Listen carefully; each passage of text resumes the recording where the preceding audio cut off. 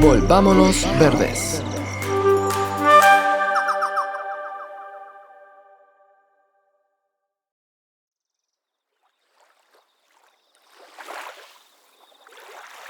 El mundo es como una misteriosa cáscara, no se le puede comprender. Quien quiere comprenderlo, lo perderá.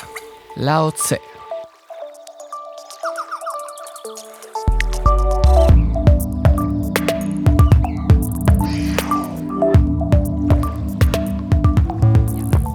Estamos en el podcast Volvámonos Verdes con el Seba, con mi mamá en el público también y con Tomás Altamirano. ¿Cómo estás? Muy bien, muchas gracias por la invitación, Seba, acá. Feliz de estar acá. Al fin llevamos años queriendo entrevistarte. Años, me acuerdo. Creo que más de 2 o 3 años desde que yo hice el monitoreo con ustedes. ¿Qué año fue eso? El 2022, creo. 2. Sí, ya serían como 3 años. Volviendo a la pandemia. Sí. Y primero que todo te voy a presentar. Ujú. Sí. Bueno, Tomás Altamirano es ingeniero forestal y también doctor en recursos naturales. Realizó un postdoctorado en conservación de ecosistemas de montaña y cambio climático. Fue el encargado de elaborar y luego fue el coordinador nacional, o eres el coordinador nacional, No, era. ¿cierto? ¿Eras? Sí, hasta agosto del año pasado fui. Mira, de la Estrategia Nacional de Conservación de Aves de Chile. Actualmente es director de conservación de la Fundación Mar Adentro, donde también entiendo que entre otras cosas vinculan arte con ciencia, ¿cierto? Sí, o sea, uno de los grandes propósitos de la fundación es generar experiencias y ese vínculo entre arte y ciencia para aumentar el aprendizaje y el mensaje del cuidado de la naturaleza. Mira, eso es interesante también. Podríamos entrar a hacerte preguntas sobre eso. Y también eres naturalista, investigador y experto en planificación para la conservación con un amplio interés en ecología aplicada, biogeografía y conservación de la biodiversidad. Hartas cosas. Hartas cosas, sí. Me ha costado un poco como ser muy específico en algún tema. Me gusta la naturaleza. En todas sus amplitudes. Sí, la verdad. Y de ahí lo que más me gustaba en tu biografía era la palabra naturalista. Como que ahí me pregunté, ¿qué quiere decir ser un naturalista? Es bien amplio ese término, ya lleva casi 500 años acuñado, pero a mí me gusta verlo como una persona que le fascina la naturaleza, que tiene un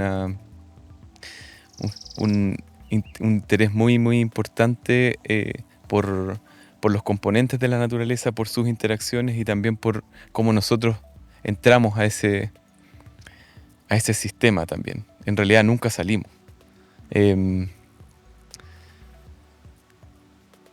Tiene mucho que ver con contemplación, con describir en sus orígenes también. Y hoy día yo al menos no me quedo solo en eso. Por ejemplo, en la parte científica no me quedo solamente describiendo patrones muy sofisticados únicamente, sino que también eventualmente cosas que no se han descrito, al menos que nosotros conozcamos. Y eso, es caminar y sorprenderse en la naturaleza, para mí. ¿Y tiene algo de como lo que fue el inicio de las ciencias también? ¿Fue como en el naturalismo? ¿En esa observación? Sí, Darwin, no sé, Humboldt, sí, Me son acordaba como de antiguos Humboldt, naturalistas, ¿cierto? como catalogados ahí, sí. Me acuerdo del libro no recuerdo el nombre, pero era de Alexander von Humboldt, creo, Ujú. que escalaba montañas, ¿cierto? En Ecuador y en otros Sí. lados, y como que veía cosas en común que habían. Sí, describía patrones elevacionales en las montañas. El libro de Andrea Wolf, seguramente. Sí, ese. Sí, la invención de la naturaleza. Lo voy a dejar también en la descripción del episodio porque es bueno. Es muy bueno, sí. Sí. Y ahí describen cómo desde el principio obsesionado con distintos artefactos para medir temperatura, iba y subía cerros, incluso corriendo muchos riesgos a veces, Sí. que es algo que generalmente hacemos cuando estamos muy, muy como obsesionados por obtener información y por describir este sistema natural O que por- amamos al final. Me imagino ese como entusiasmo que sentía de sentir que estaba descubriendo algo. Como que todavía no tenía nombre, pero decía, algo hay acá que todavía no tiene un nombre Sí. y lo estoy descubriendo. Sí. Y eso es muy personal también, encuentro. Como que independiente si esté descrito o no previamente en la ciencia o en algún libro o en alguna comunidad lo sepa, igual una persona particular puede descubrirlo también por primera vez, visualizarlo y bueno, ese asombro y ese entusiasmo que dices es increíble. Ayer, por ejemplo, en un proyecto de montaña que estamos desarrollando, descubrimos uno de los, hasta donde yo sé, uno de los primeros nidos de pájaro plomo que se han reportado en cavidades de roca en el sistema alto andino. ¿Pájaro plomo? El pájaro plomo. A ver, no lo conozco, lo estoy googleando. ¿Es Es chiquitito o plomo. es...? Es chiquitito, es como un chincol, bien Ah, plomo, pero sus huevos son bien coloridos y manchaditos, son bien bonitos. y no se sabía que nidificaba en... En rocas, muy poco descrito, no hay. Ahora hasta hace poco salió un libro de Daniel Martínez de aves y que tiene muchas ilustraciones y muchos huevos de especies. Por ejemplo, el de esa especie no está ahí todavía. Wow. Mira, una ave que no Seguramente conocíamos. sí, seguramente, bueno, uno no puede decir que no, la gente acá, la gente antigua de estos lugares no lo conocía. Puede ser que sí, pero, pero así como reportado, yo no lo había visto al menos. Increíble, y fue como Wow. ese asombro que como que te inunda. O sea que uno a veces dice, ah, no, si ya está todo descubierto, ya todo se sabe, y no es así, por cierto. No, hay muchos, o sea, como hablando de aves, por ejemplo, hay muchísimas aves en estos bosques, en estas montañas que no sabemos dónde van, dónde se reproducen aún, em, qué es lo que les sirve, qué es lo que no les sirve. em, y bueno, esa es como un poco una de las cosas que nos empuja aquí con estos programas de investigación que tenemos en la zona, a, a poder poner evidencia empírica, conocimiento al servicio un poco de la gente, de los servicios públicos, em, que se haga un poco, se materialice en ir habitando este ecosistema de una manera un poco más amigable. Así que no, hay muchísimo. O sea, no sé, uno de repente empieza una investigación a largo plazo de 3 años y esa investigación tiene objetivos súper grandes como científico, pero al ladito de ella están una cantidad de notas de descripciones naturalistas que también vamos publicando gigantescas. Por ejemplo, lo que pasó con el gato Wiña, ¿se acuerdan? Sí, que Gat- descubrieron que había un gato huiña, no se dice nidificando, ¿cierto? ¿Cómo se diría? Reproduciéndose, sí, Reproduciéndose dentro de un árbol muerto. de un árbol muerto en pie, sí. Muy antiguo, en un lugar de un bosque secundario, primer registro de algo así. Se une a no sé, casi 30 especies de aves que tenemos, muchos reptiles y otros mamíferos. Muy inesperado y un asombro gigante. Y ahora estamos en proceso de publicar esa nota describiendo eso y comentándole a la gente un poco eh, lo que está pasando ahí, qué creemos que está pasando. Sí, pues sí, llegó a Ladera Sur y el video que grabaron, que era precioso, era tan hermoso. Uno lo quería ver una y otra vez porque era tan linda la Sí, cría de gato huiña. sí, hermoso. Estuvo un mes más o menos ahí, hasta que la madre decidió sacarla. Sí. Y ese árbol antes lo había utilizado un tiuque. Entonces, un poco eso es la red que estamos en este proyecto de la red de nidos, que estuvo aquí mi colega y muy amigo Tomás Ibarra hablando un poco de eso. Em, Visualizando eso, cuáles son los árboles, las estructuras, qué es lo que les importa a la biodiversidad en estos bosques, para poder cuidarlo, ¿cierto? Y para poder hacer el manejo, habitarlo también nosotros, pero de una manera en que no vaya en perjuicio de la fauna que ahí habita. Claro. Como cohabitar, como Exacto, dice Ricardo Rossi también, exacto, ¿cierto? sí, Como una forma de cohabitar. sí. Y es muy interesante ese flujo también, cómo ese árbol muerto en pie eh, generó vida de tiuques, que ahora está generando vida de huiñas, antes de que nosotros llegáramos a monitorearlo, quizás cuántas otras especies más. Em, Casi el 60% de los nidos y de los registros de reproducción que tenemos en esta zona están en árboles muertos en pie. O sea, o caídos, como esto que también salió en Ladera Como hay Sur. uno acá que tenemos, pero este quizás está a pleno sol también. Pero es un árbol caído también. Sí, sí. Ese, por ejemplo, más del 90% de los nidos de Chucao están ahí, en esos árboles caídos. Em, en el fondo, y que el 60% de los nidos o de los eventos de reproducción que vamos registrando acá estén en árboles muertos, en pie o caído, es muy, muy significativo. O sea, nos habla de también qué es la muerte en el bosque finalmente. Un árbol muerto en pie o caído tiene más vida en términos de nidos que un árbol vivo. Sí. Em, entonces es fascinante. Y eso es lo que en realidad a mí me apasiona y por lo que también creo ser un naturalista. Claro. Y eso, voy a entrar al tiro a preguntarte sobre eso antes de que se me olvide. Eso de árboles muertos en pie que proporcionan como nidificación para aves, ¿eso se ha visto en otros lugares, en otro ecosistema? ¿Se sabe de otros lados también? ¿Es común o no es tan común? Muy, muy interesante. Se ha visto en otros lugares. Em, por ejemplo, en la Mata Atlántica en Argentina es relativamente similar, un poquito menos, pero es similar. Pero es extremadamente distinto a lo que pasa en Norteamérica y algunos lugares de Europa. En Norteamérica, por ejemplo, em, la mayoría son árboles que están vivos y también esa red se basa en casi en una sola especie de árbol, que es un populus, un álamo.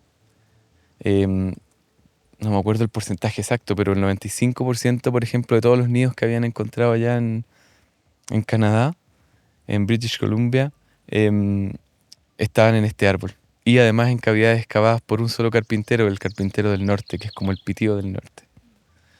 No el pitido del norte de Chile, sino que el pitido de Norteamérica. Em, entonces muy, muy distinto. Pero sí similar a lo que pasa en Argentina.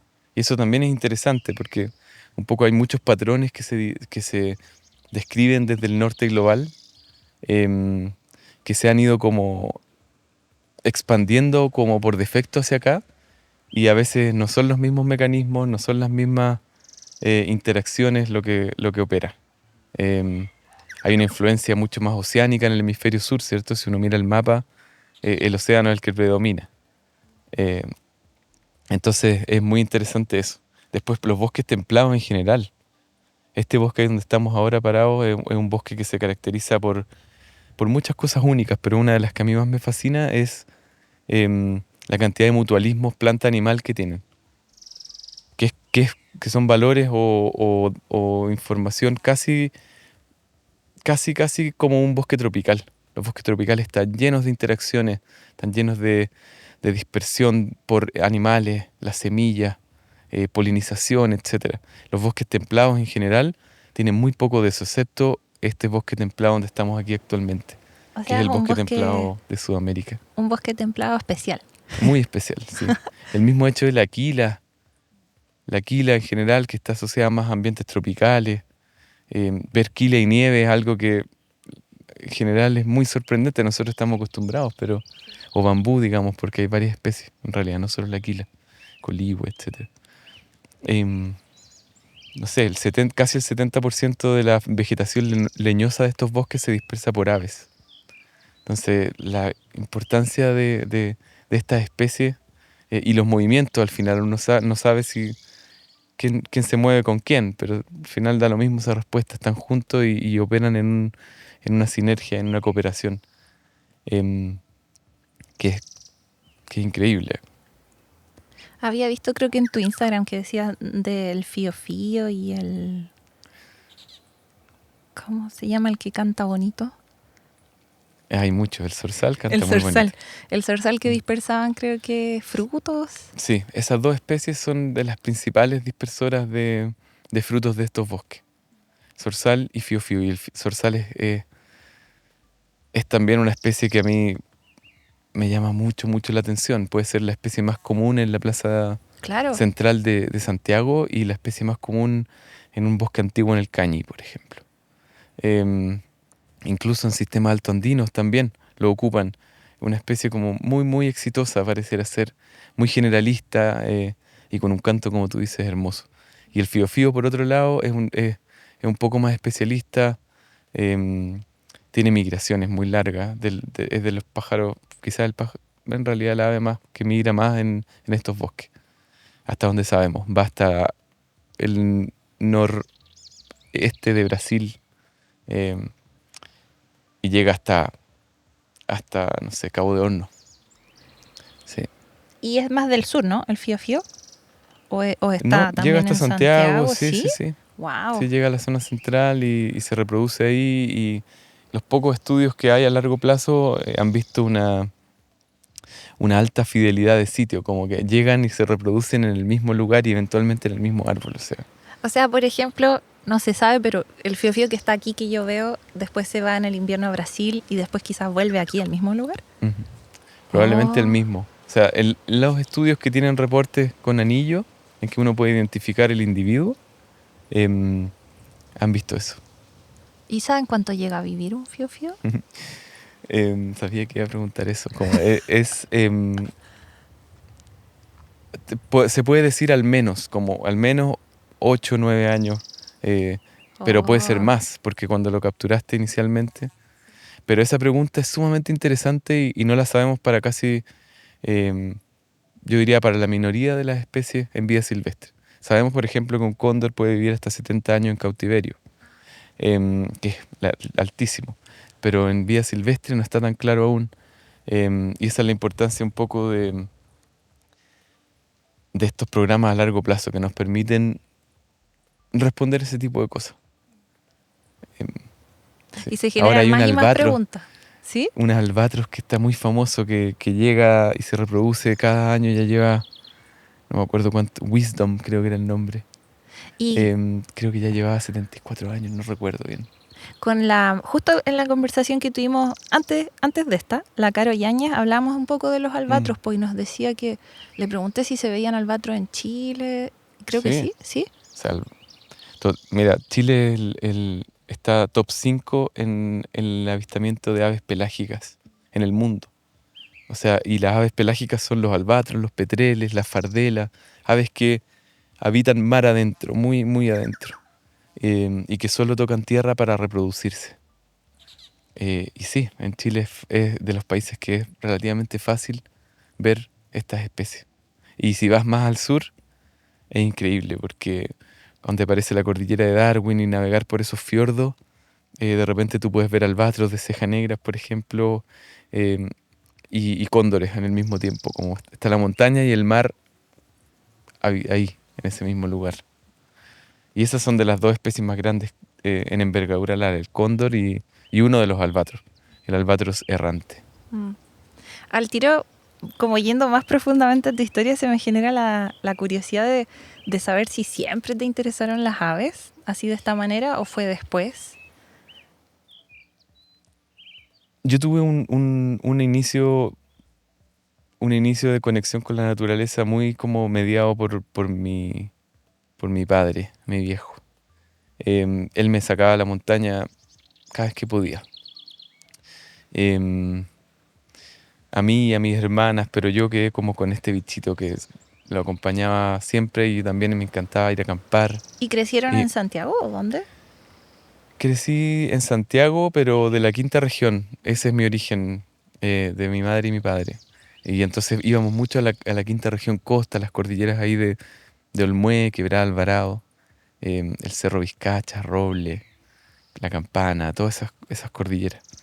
Em, y ahí mi papá siempre me apuntaba dos especies principalmente que hoy día son unas de mis dos especies favoritas. El cóndor, siempre, y la turca. El sonido de la turca, que es muy similar al del wet acá. No sé si lo reconozco, después lo voy a buscar también, el de la turca. Sí, no sé si sirve si lo hago acá o va a colapsar, pero es como un...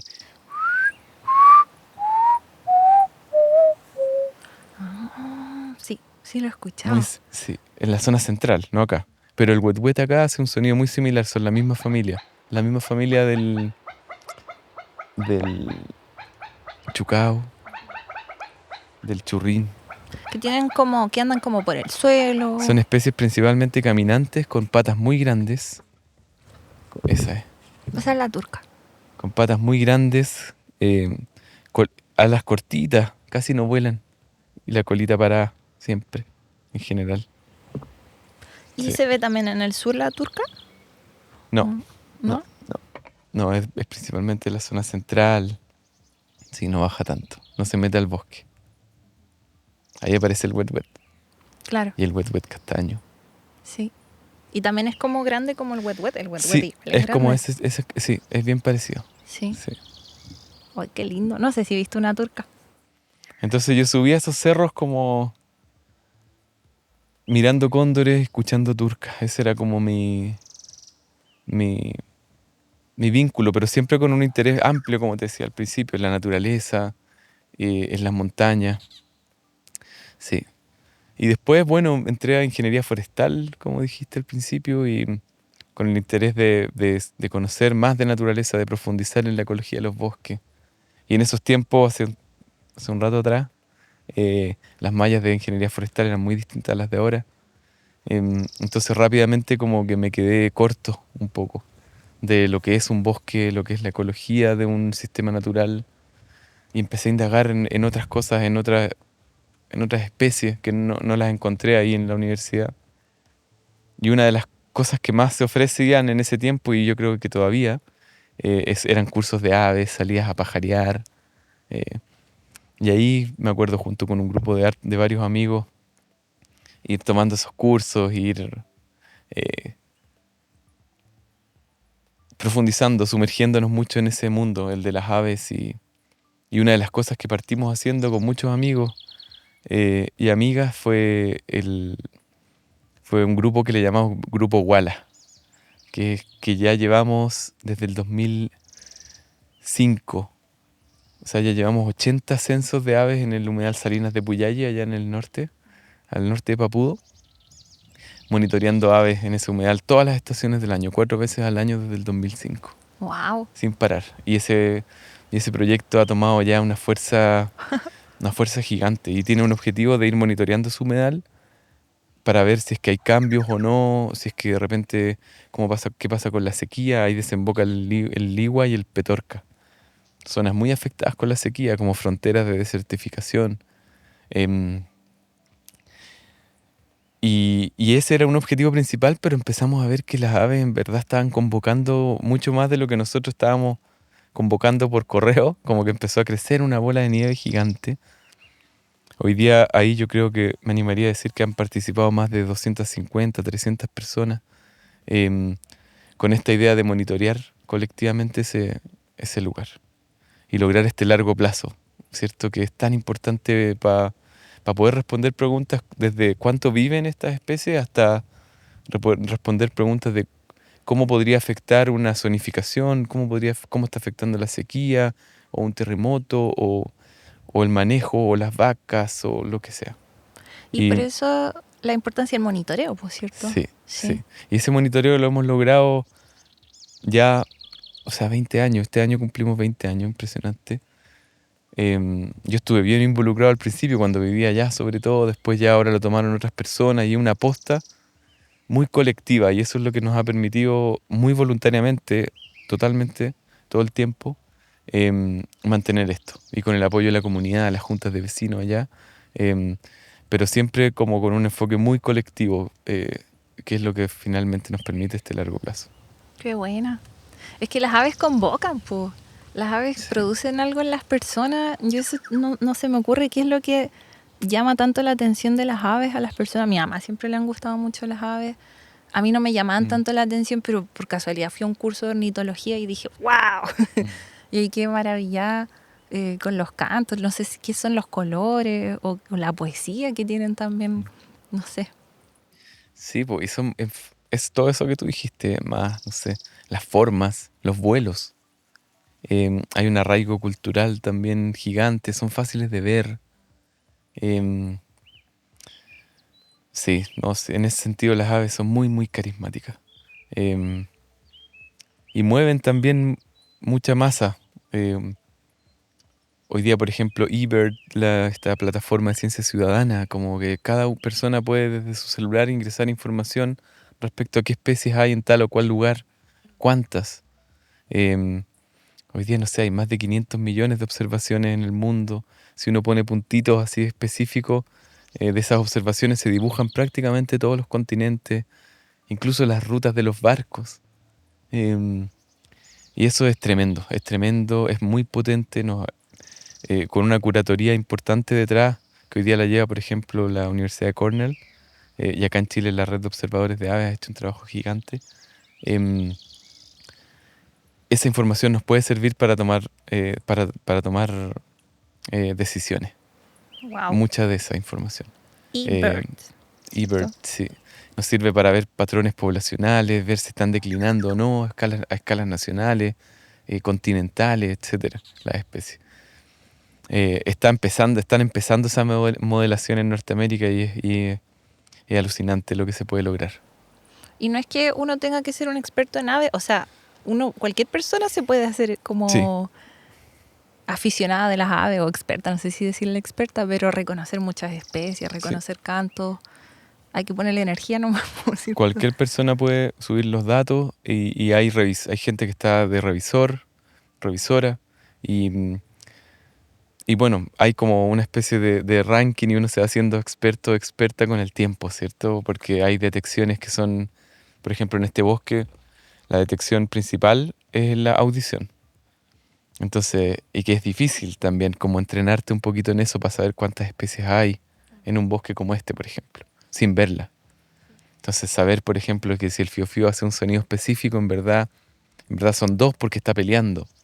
Eh, o no sé, todo ese tipo de cosas que Claro, hay distintos tipos de sonidos que hace cada especie, pues, ¿cierto? sí, El sonido de la alarma, el sonido sí, del canto. sí, el sonido reproductivo tiene una comunicación ahí interesante, muy interesante. Hay algunas especies que se comunican, por ejemplo, cuando tienen incubación, que los dos, macho y hembra, hacen incubación, se turnan y hacen un sonido también específico. A veces algunas especies desde adentro del nido, por ejemplo, para avisarse, ya, ok, llegué, ahora me toca a mí, y hacen esos cambios y también sonidos particulares. ¡Wow! O el sonido de los polluelos también, Sí. que también es información sumamente relevante de levantar en los ecosistemas que habitamos. La otra vez estaba acostada en la hamaca leyendo y había un rayadito arriba mío, pues y de repente se pone a gritar así como en alarma. Y yo digo, ¿pero por qué está haciendo alarma si yo estoy aquí hace rato? Por mí pensé, qué raro. Empecé a mirar a los lados y claro, estaba el gato del vecino. Dije, ahí está, era por eso. Sí, Sí, sí. qué buena. Sí, los gatos son bien bravos en eso. Y las aves saben. Sí. Claro. ¿Te ha gustado el contenido que hacemos en este podcast? ¿Crees que tiene un valor para ti?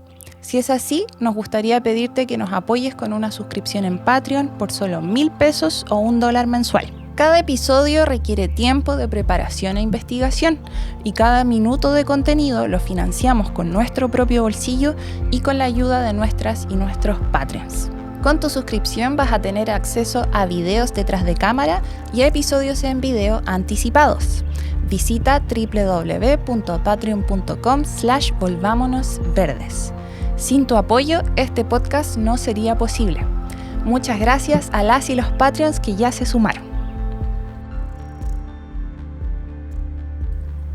Bueno, ahora pasando a uno de los grandes trabajos que tú has hecho, que ha sido la Estrategia Nacional de Conservación de Aves. Me suena como algo bien grande, ¿no? Sí. Como que ha requerido mucho trabajo. ¿Cómo nació eso? ¿De dónde salió? Sí, yo fui un facilitador de ese proceso,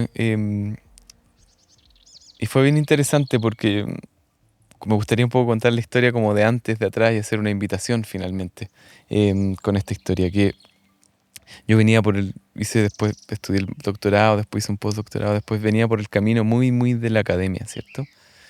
Y yo estaba feliz ahí en ese ecosistema. Igual volví a Chile y aparece este llamado del Ministerio del Medio Ambiente a través del GEF Humedales Costeros para... Necesitaba una persona que coordinara y que facilitara el proceso de elaborar una estrategia nacional de conservación de aves en Chile, por primera vez desde el Estado, desde Chile. Existen dos antes, una del 2004 y otra el 92. La del 2004 fue liderada por Cristian Estades,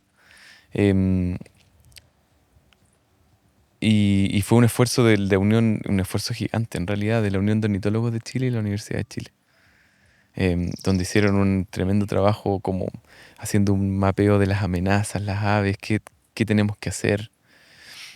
Em, pero no logró convertirse quizás en una visión país. Em, y la del 92 fue de Jürgen Rothman y López Callejas. Y bueno, salió este llamado y dije, ok, voy a postular. Como estaba buscando trabajo, pero apuntando principalmente a la academia. ¿Qué pasó? Una lagartija picta, creo que es, ¿no? Yo lagartijas no reconozco. Todavía. Parece una Liolaemus pictus. Laemos pictus. Liolaemus, sí. Y ya decidí postular finalmente y bueno, cuento corto, al final quedé en ese. Me dijeron que quedé y justo estaba con mi papá justamente. Y le dije, mira viejo, ¿qué opináis de esto? Y lo leyó el trabajo y me dijo, si tú no lo haces, lo hago yo. Yo a mí me fascinaba la idea, pero era algo como salirme completamente de mi zona de confort. Era meterme en un tema más de planificación, de gestión, de articulación. Y bueno, afortunadamente decidí tomar ese desafío y fue gigantesco el aprendizaje. Gigantesco. O sea, yo partí esos primeros semanas, tenía reuniones, me hablaban en puros acrónimos de los servicios públicos de todos lados, yo anotando al lado como ya y después averiguando. Te hablaban en chino. Sí, una de las primeras cosas que hice fue, y ayudado por mi madre también, que conoce muy bien el aparato público y ha trabajado harto ahí, imprimí así un organigrama del Estado gigante para ubicarme y como desde ese nivel empecé.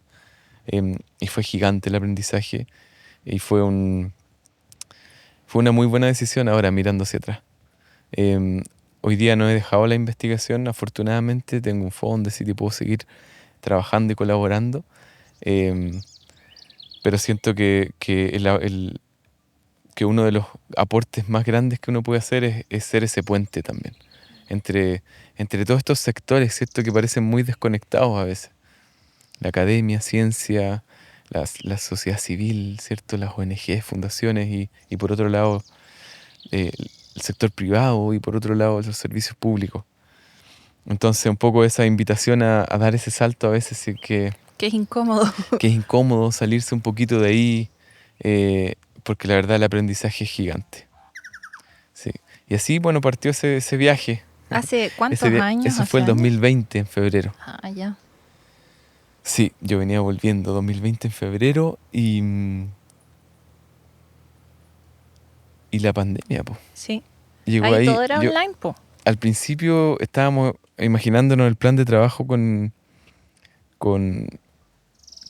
Claudia Silva en ese momento y Charif Tala del Ministerio del Medio Ambiente, dos personas que me acompañaron muchísimo en este viaje y con mucho conocimiento. Hicimos muy buen equipo, creo yo.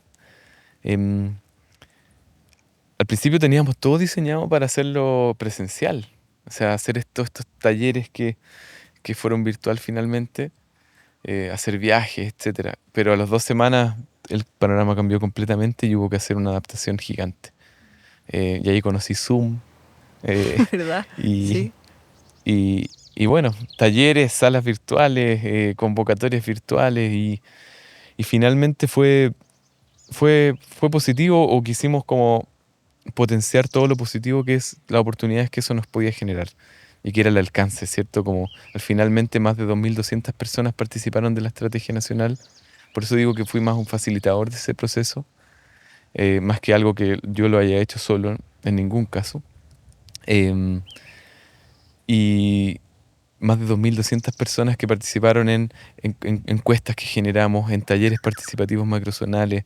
Después hubo un proceso de consulta pública, en donde recibimos casi 100 observaciones de distintas entidades, personas, y que fuimos integrando en este documento antes de que saliera oficializado. Por supuesto que eso fue en enero del 2022, fueron 2 años de trabajo. Pero una de las primeras cosas que hicimos fue convocar lo que llamamos un grupo núcleo. También de gente y entidades de la academia, de servicios públicos y ONGs principalmente. Fueron 30 personas más o menos las que fuimos tirando este carro, armándonos el paisaje con el ecosistema de las aves en Chile, decidiendo a qué escalas iban a actuar estas acciones que esta estrategia iba a proponer, etc. Finalmente aquí hay 58 acciones englobadas en 8 líneas de acción específicas Y para avanzar en conservación de aves de aquí al 2030. eso te iba a preguntar, que eso es como una proyección hacia el futuro, ¿no? Sí, de aquí al 2030. Sí, O sea, son como metas que se quieran lograr de aquí al 2030. sí, Que quedan sí. 5 años. Sí. sí, po. Fue el 2022 se oficializó, ya lleva 3 años de implementación. Y yo estuve también como coordinando ese proceso de implementación los primeros 3 años. Y esa es la parte más difícil. Lejos, o sea, esto es difícil, no es fácil, pero generar una política pública, el librito diseñado, pero el oficio y la resolución es un papel mucho más árido. Em, pero lo difícil es pasar de esto a, ok, hagamos las cosas. Ok, ya, ¿y cómo lo hacemos? Y ahí ha sido clave la articulación de la gente y el enfoque ecosistémico de la estrategia que fue planteado así, y la participación, esas 3 cosas. Que hayan 2.200 o más personas que ya sabían que esto estaba ocurriendo, que de alguna manera tuvieron una interacción o una forma, un aporte ahí en este documento, nos ha hecho el trabajo quizá un poquito más expedito con todos los desafíos que son inherentes, ¿cierto? Pero generamos una gobernanza, fue una de las primeras cosas que hicimos. Hay un comité de implementación de la estrategia, que son 25 instituciones, que tienen un consejo directivo, tienen grupos de trabajo, uno de grupo de trabajo de políticas públicas, por ejemplo, que es coordinado hoy en día por el Ministerio de Energía, y en donde se han hecho una gran cantidad de cosas respecto a, por ejemplo, energía eólica y aves, cómo hacerlo bien, ¿cierto? Claro. Esto es como esa es la idea finalmente de este comité, es tratar de aportar y apoyar y articular para hacerlo bien. Hay otro grupo que es un grupo de trabajo de investigación y monitoreo que lo lidera, lo coordina la ROC, la Red de Observadores de Aves. Hay otro de financiamiento que lo coordina Audubon. Y así, y esos grupos de trabajo son abiertos además. Entonces, si alguna comunidad, algunas personas, alguna entidad quiere participar en la implementación de la estrategia, de partida no necesariamente tiene que estar dentro del comité, sino que ya si es que está haciendo alguna de estas, se alinea sus acciones con alguna de las cosas que salen acá, ya se está implementando la estrategia de alguna forma.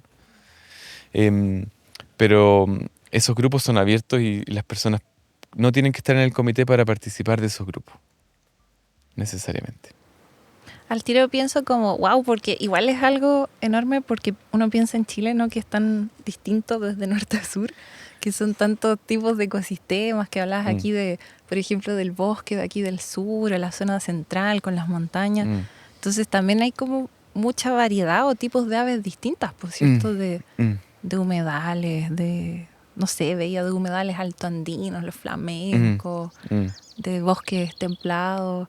Entonces, ¿cómo uno va como a todas esas áreas? Pues cómo conservar aves en distintos tipos de ecosistemas, distintas realidades.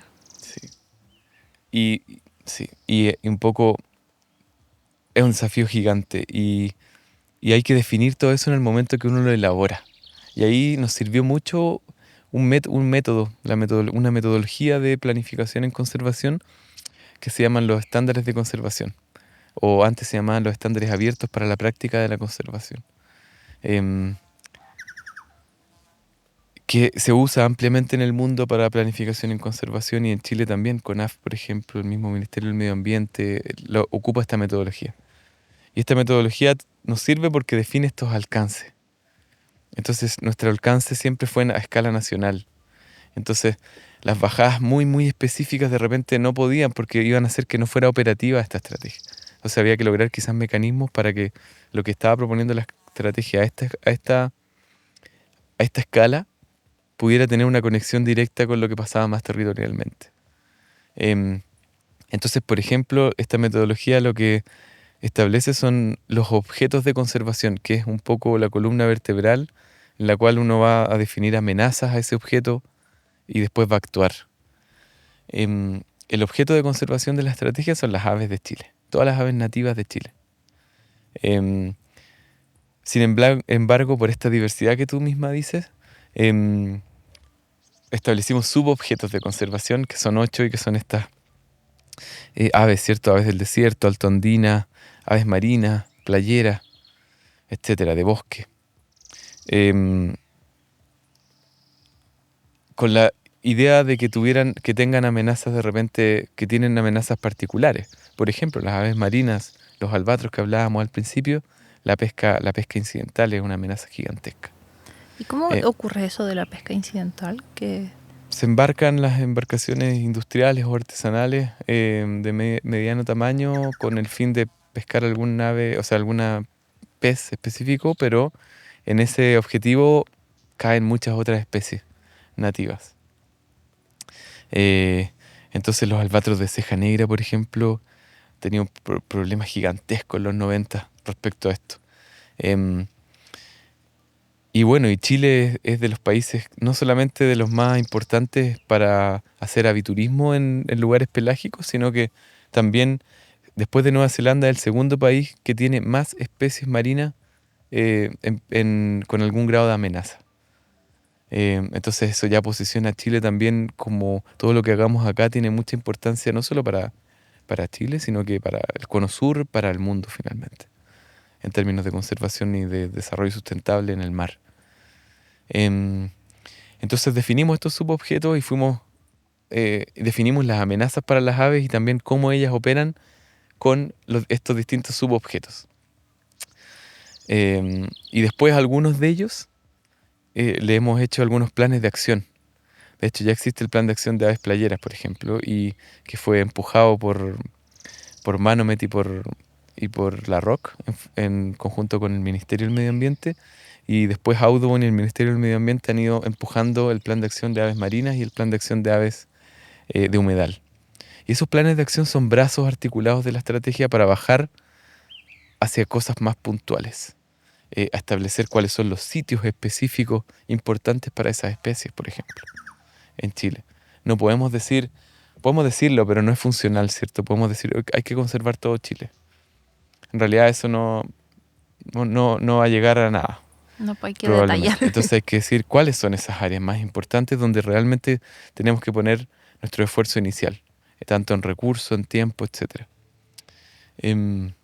Entonces esta estrategia va operando así, con amenazas también que son transversales, como por ejemplo el cambio climático, y amenazas más particulares, que son como la pesca incidental, por ejemplo. Como los O los gatitos. incendios forestales, sí. Los gatos son más o menos transversales ya, diría yo, y los En gatos todo y el los mundo. perros.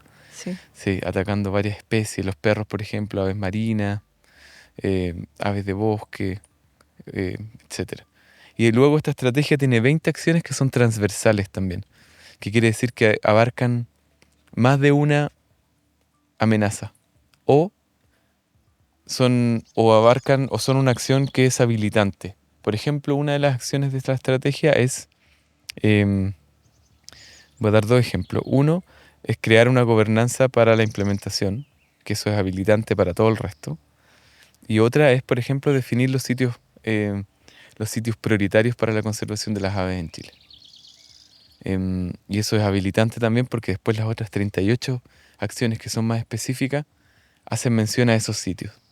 Entonces, por ejemplo, trabajar en el desarrollo sustentable de las forestales, por ejemplo, en cómo mejoramos esos paisajes para que sean más permeables para la biodiversidad. Con la punta de flecha de las aves, ¿cierto? Porque son muy, muy carismáticas, pero atrás de ellas uno está conservando muchísimo más en términos de biodiversidad, y no solamente de animales, sino que también plantas. Sí, ¿no? Y el tema agua, y suelo, funga, todo, etcétera. Sí, ¿cierto? sí, Sí. sí, suelo. Insectos. Sí, ecosistemas finalmente. Mm. Y igual difícil porque las aves tienen la particularidad de que se mueven, pues entonces van de un país a otro muchas veces, ¿no? Algunas, Algunas. algunas sí. Por ejemplo, el fiofío en el bosque, pero eso pasa mucho en la costa. Aves marinas y aves playeras tienen migraciones larguísimas. Em, Migraciones de miles de kilómetros de polo a polo, ¿cierto? Como el playero ártico, por ejemplo. No sé, el zarapito pico recto también, migraciones enormes. Y eso nos ha servido para conectar mundos también. Em, por ejemplo, en términos financieros, de financiamiento, las aves que llegan a Norteamérica han servido mucho en Sudamérica, en este caso, para apoyar iniciativas de conservación porque a ellos les importan. Ahora, hay que ir balanceando eso y también como Chile decir, ok, eh, tenemos que nosotros también generar recursos y articulaciones o alianzas sur-sur también para proteger a lo que está aquí. De repente hay especies que llegan hasta Venezuela. em, Imagínate, larguísimas esas migraciones, pero no tocaron Norteamérica, entonces no tienen financiamiento.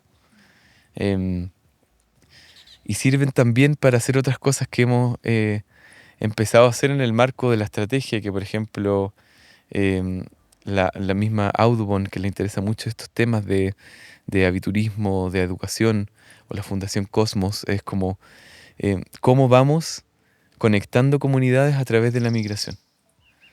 Entonces, por ejemplo, escuelas en Norteamérica que pudieran conectarse con escuelas en San Antonio, en Santo Domingo, con especies que llegan ahí a la desembocadura del río Maipo y que se conecten y que conversen esos niños, esas niñas, que avisen, oye, llegaron acá, están estas especies. Y eso ya te empieza a abrir un mundo de entendimiento del lugar, del ecosistema, de por qué se van, de temporalidades.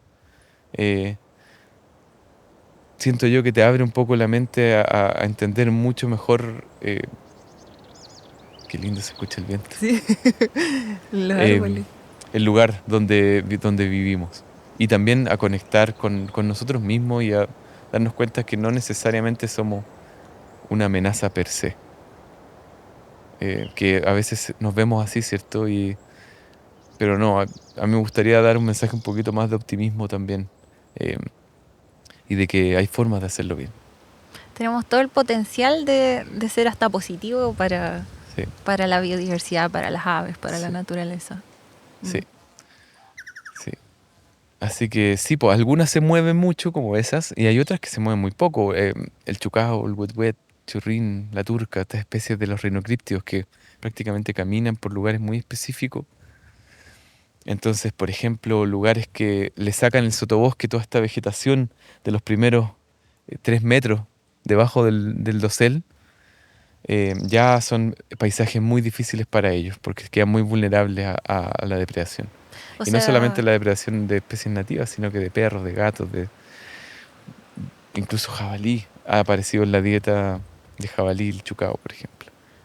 claro, en ese término a veces uno podría pensar, pero hay bosque porque hay árboles, pero como que le llaman limpiar, ¿no? Entonces Mm, sacan todo lo que hay abajo. mm, Y eso no les sirve como hábitat a estas aves, pues. exacto, exacto. Es muy, muy distinto. Ahí hay unas investigaciones ya de muy largo plazo por ejemplo, Javier Simonetti en la Universidad de Chile, y ven las diferencias. O sea, una plantación de pino dominada por pino con sotobosque, con esta vegetación densa y compleja abajo, es otro cuento, otra historia comparado con una vegetación o una plantación de pino que la limpian abajo y que no hay nada más que las Mm, acículas en el suelo. ujú. La fauna puede moverse por ahí. eh, y bueno, hay varias cosas ahí. Es un tema con muchas aristas, ¿cierto? Las forestales o el trabajo ahí tiene una rotación de 24 años. La principal forma está la raza en Chile. Entonces ahí qué pasa en ese momento, ¿cierto? Con el resto, hay varias cosas que hacer. O qué pasa con los árboles muertos en pie que hablábamos antes. Sí. Eh, ¿Qué hacemos con esa estructura del bosque también que está generando mucha vida? Los pinos son rotaciones de 24 años, los eucaliptos de 11, 12, principalmente para celulosa. Em, ¿Qué pasa con eso? Hasta ahora no, en nuestra política pública no tenemos ninguna mención a, a esas estructuras. Protegemos más la regeneración, que está súper bien, pero necesitamos generar un continuo, ¿cierto? Como que estén esas estructuras antiguas y que al momento de caer ojalá venga otro también en algún momento. Y no hablo de un lugar intocado, sino que mantener esas estructuras. Acá tenemos lugares donde monitoreamos que de repente hay, no sé, algunos que son condominios que nos abren la puerta, condominios privados, para monitorear. Y hay algunos que son de austríacos, de alemanes, que les gusta mucho el árbol muerto, por alguna razón cultural. Entonces tienen de repente jardines de árboles muertos, pasto y árboles muertos. Ahí nos faltan muchas cosas, ¿cierto?, para complejizar el bosque, pero esos lugares están llenos de nidos, llenos. Es impresionante. Pero esos árboles ya están muertos y no hay un recambio, claro. Claro. Pasa también en el Valle Central, Osorno, por esa zona, ¿cierto? Más agrícola, ganadero, que tenemos estos árboles, estos pellines grandes, donde se reproducen los choroy, los patos jergón chicos. Esos árboles también, uno ve la pradera y esos árboles gigantes, monumentales, y yo al menos me pregunto, chuta, esto le queda poco, como se va a caer ese árbol y cuánto más tiempo va a tener que pasar para que llegue otro árbol que genere esa estructura, ¿cierto? Esas cavidades. Se han descrito que, no sé, 200 años en bosques de Australia de eucaliptus para generar una cavidad natural por descomposición de tamaño medio, o sea, 200 años, imagínate. Entonces, Wow. bueno, ¿cómo conversa todo eso? ¿Cómo entramos en eso? Y bueno, ahí afortunadamente logramos plasmar esto en la Estrategia Nacional de Conservación de Aves, que es una política pública también, poner explícitamente esto, el sotobosque, el árbol muerto en pie, que son importantes y que tenemos que integrarlos en nuestro manejo. Y también bueno, difícil, pero cambiar como la conciencia de las personas respecto a eso. Por ejemplo, teníamos un vecino acá que le decía a otro vecino, saque ese árbol que estaba muerto en pie, porque pronto se le va a pudrir la madera y ya no le va a servir como leña. Entonces tienen que aprovechar ahora que está todavía seca. Y yo, no, dije, no, porque ese árbol estaba lleno de aves siempre y tenía nido. Sí. Entonces, como, claro, esos conocimientos de necesito la leña y no se tiene que pudrir, pero sirve para hábitat para otras aves. Sí. Sí. Mira, justamente hoy día en la mañana yo estaba con Don Segundo. Es una libra de tenis. Aquí otra lagartija. Estaba con Don Segundo que vive y trabaja en Bosque Pehuen. Bosque Pehuen es el área protegida de la Fundación Mar Adentro acá en Palguín. Nació ahí. Tiene un conocimiento del área y del bosque y imagínate, toda una vida. Y justamente hoy día recorrimos el bosque juntos un poco. Con Sebastián Carrasco también. Y viendo eso, él me contaba qué le servía del bosque para leña. Y justamente lo que tú dices, como no le sirve la madera que ya está en un proceso de descomposición un poquito más alto, más avanzado, quiero decir. Y ahí yo veo una oportunidad también, como más que botarlo antes, decir como, ok, esto ya no te sirve, dejémoslo. Quizás te sirven estas otras que están aquí, que es un proceso. Yo entendí hoy día en la mañana hablando con él que para leña, que yo no sabía, es un momento muy particular y muy específico cuando uno lo quiere hacer como con tiempo, ¿cierto? Entonces visualizamos ahí una oportunidad y bueno, se necesita igual leña, ¿cierto? Para calefaccionar la casa de él y otros lugares. Mucha gente se calefacciona Aquí, con sí, leña en no Chile. tengo el porcentaje, pero debe ser altísimo. Y que la leña esté seca. Entonces, bueno, ahí hay también hay planes de manejo asociados a eso. Por supuesto, siempre tratar de que sea leña certificada, planes de manejo aprobados por CONAF. Pero ir entendiendo un poco el ecosistema de la leña es súper interesante. Y cómo conversa, que estoy empezando a ver que puede conversar bastante bien con lo que son estas otras estructuras. Yo le decía, por ejemplo, veía un coigüe gigante con las raíces abiertas, ¿cierto? Que son raíces muy superficiales que generan estas como soles reales llenos de cavidades que sirven para muchas especies. Y él me decía, eso ya no me sirve, eso está perfecto, eso le hace bien al bosque, me decía. eso no lo voy a tocar. Entonces era súper interesante. Es como una conversación que hay con el bosque. Sí. Por Y un conocimiento también tradicional Sí, po. que uno lo puede agarrar de varios lados, ¿cierto? En ese diálogo entre distintas culturas, es un diálogo de acuerdos finalmente. Y eso es lo que es la estrategia. Es una plataforma de colaboración para llegar a acuerdos. Así me gusta a mí definirla. Bueno, me acuerdo por otro lado que yo trabajo en una ONG y tuvimos que hacer entrevistas a personas mapuche. Decían que ellos solo usaban la leña que encontraban tirada en el suelo. O sea, estas personas particulares, ¿no? Y que no necesitaban cortar árboles, decían, ni árboles muertos en pies, nada. Simplemente iban y recogían lo que ya estaba en el suelo, que ya estaba seco, y lo utilizaban. Claro, porque en su cosmovisión decían no querían matar ningún árbol, ni botarlo. Y eso, claro, sería ideal. Sí, po. O sea, ahí hay un conocimiento gigantesco hoy de... Antes de ayer estuve en Moncul, en una comunidad, también la comunidad Mateo Nahuelpan, en un trabajo precioso que están haciendo allá, educativo, de educadores interculturales. Escuchaba a don Desiderio hablar de la lengua mapuche y toda la riqueza que hay ahí.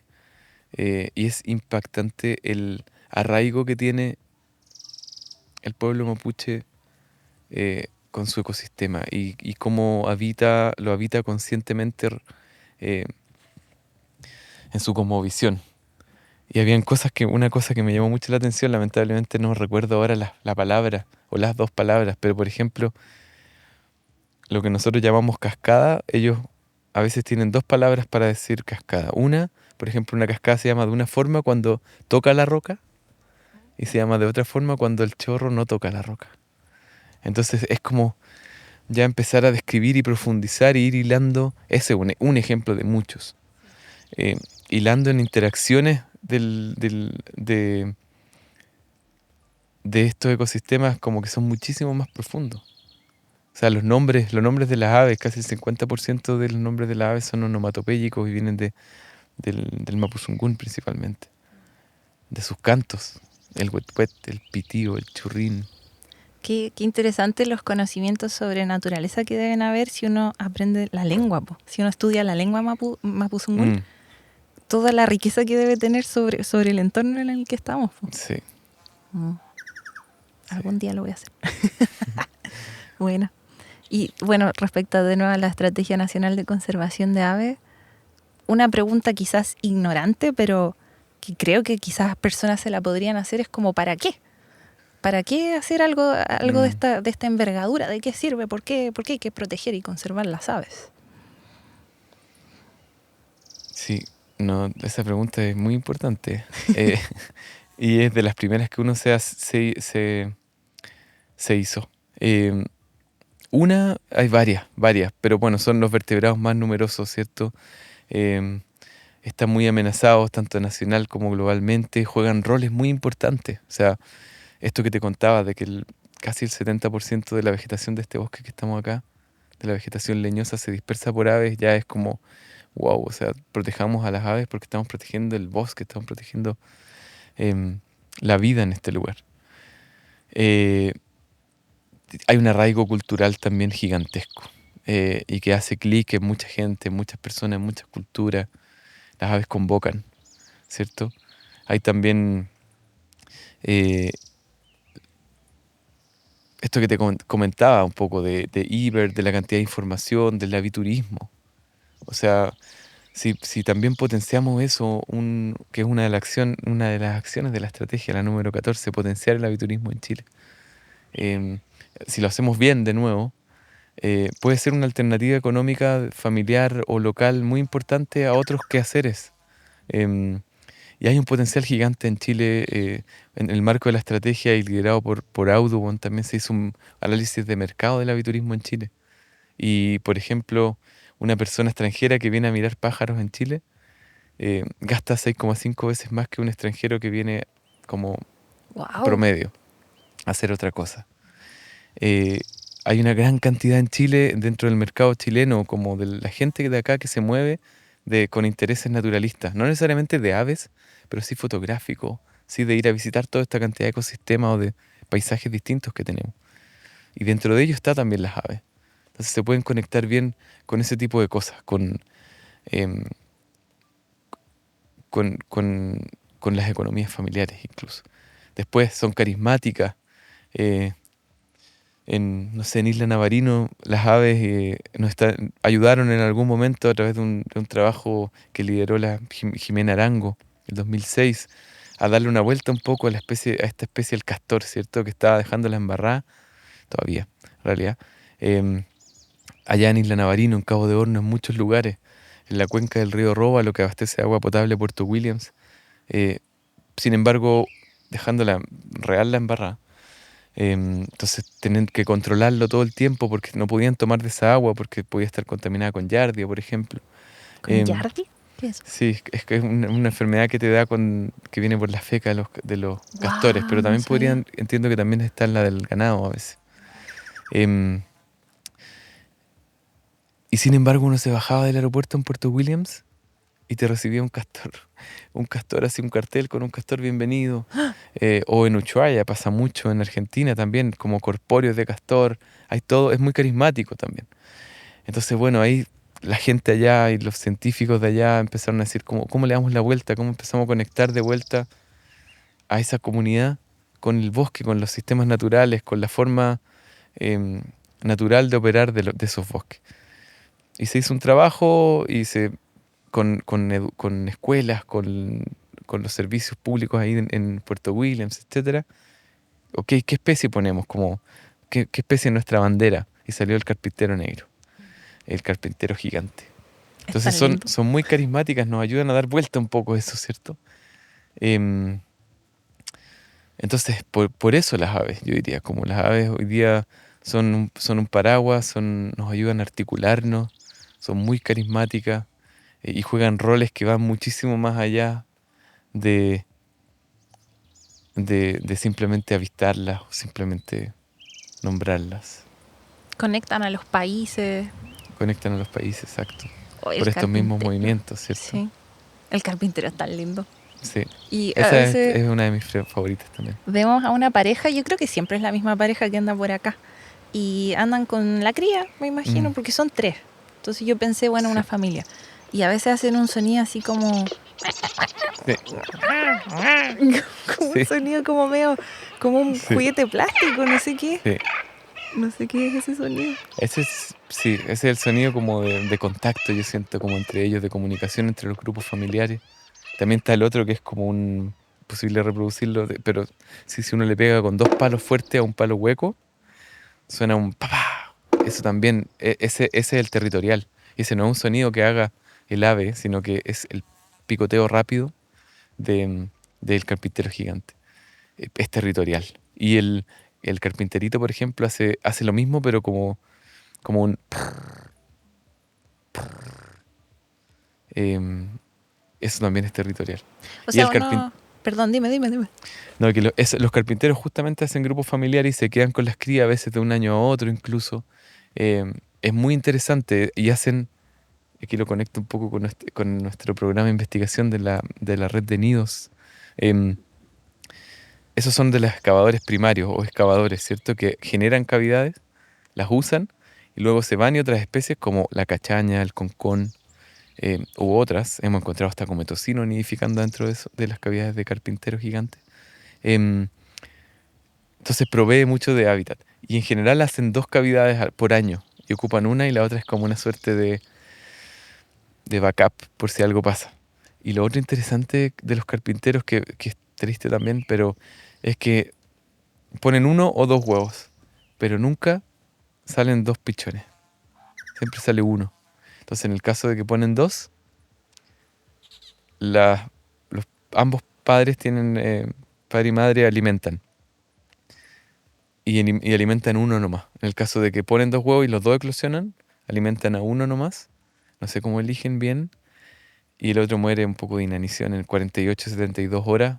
Pero también es como una suerte de respaldo en el caso de que el otro le pase algo en esos 2 o 3 días.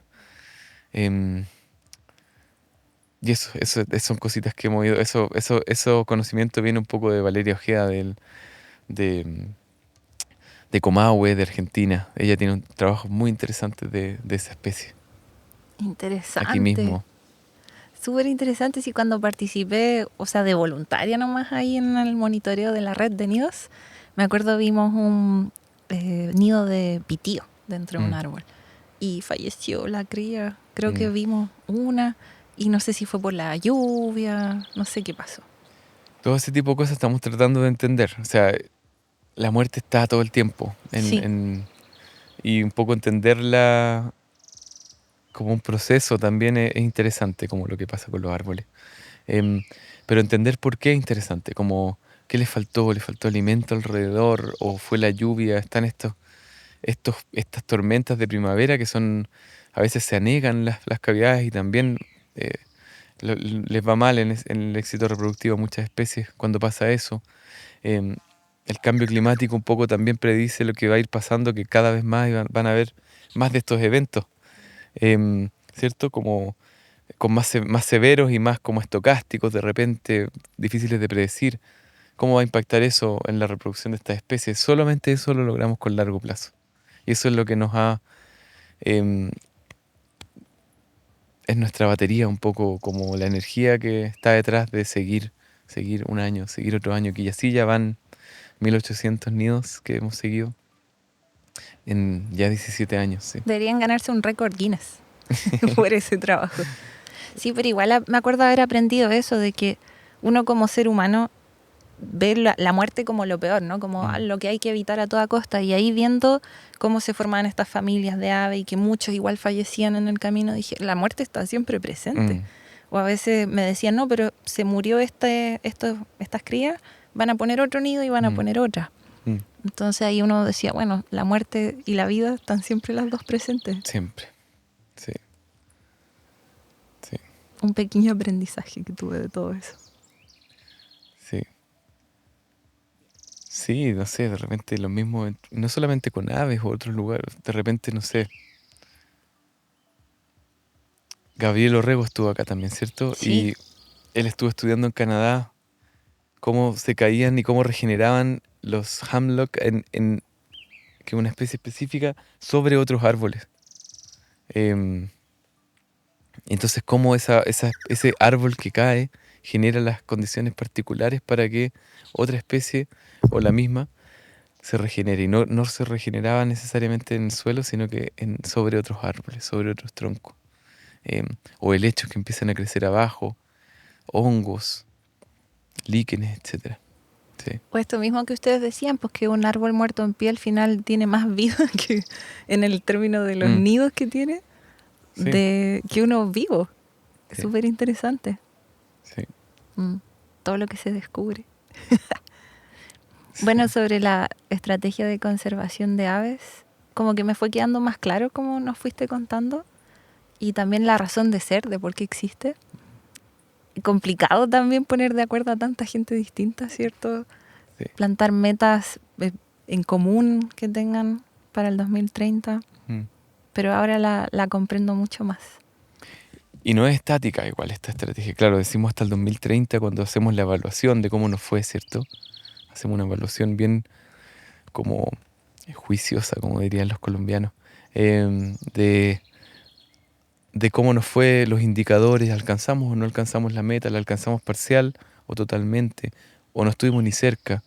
Todas esas preguntas son sumamente importantes para poder adaptar la metodología, adaptar esto y volver. O sea, esta estrategia es 2030, pero ahí la idea es hacer una reevaluación y bueno, tirar la hoja de ruta por 10 años más, Para el 2040. claro.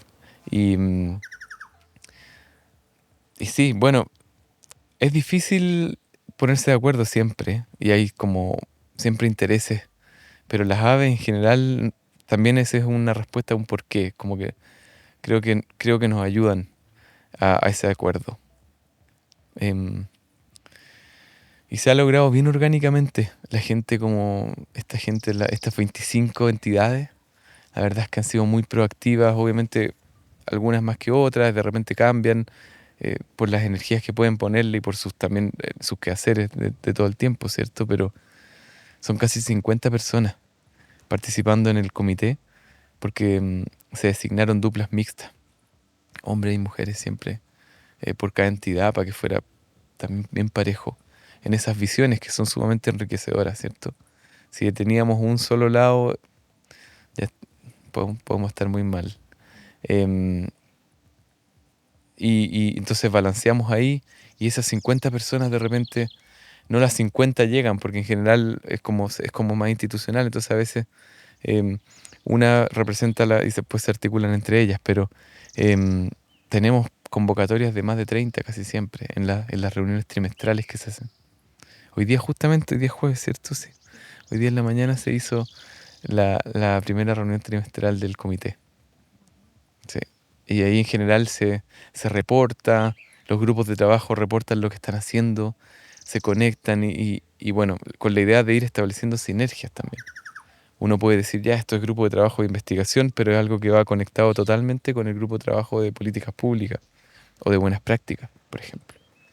Entonces, Y por ejemplo, en cuanto a ecosistemas de Chile, los humedales, ¿cierto? Son súper importantes para las aves, sí, por lo que siempre uno escucha. sí. Pero al mismo tiempo están como muy amenazados. Mm.